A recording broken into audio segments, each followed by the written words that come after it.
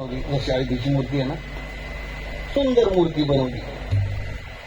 आणि जो माणूस येईल तो मूर्तीकडे पाहायचा ना, वा काय सुंदर मूर्ती, वा काय सुंदर मूर्ती. कोणत्या कलाकाराने बनवली हो, कोणत्या कलाकाराने बनवली हो.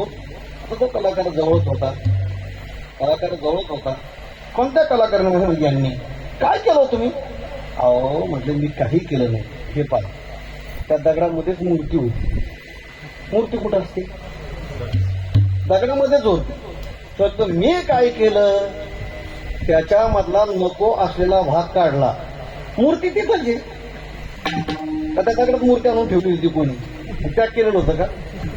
शेळेमध्ये मूर्ती अशी पॅक करून ठेवतात का, आणि मग त्यांनी ते खोकं फोडलंय का, तोंड फोडलंय का. नाही, त्या दगडामधला नको असलेला भाग काढला की मूर्ती कुठे आहे. तसं आपलं तुमचं माझं सगळ्यांचं, एवढे कीर्तन लोक असतील, छोटे मोठे कोण कोण असतील ते, आपण म्हणजे दगड.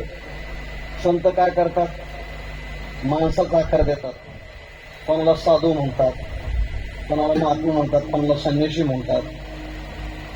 नको असलेला भाग त्या ठिकाणी काढला.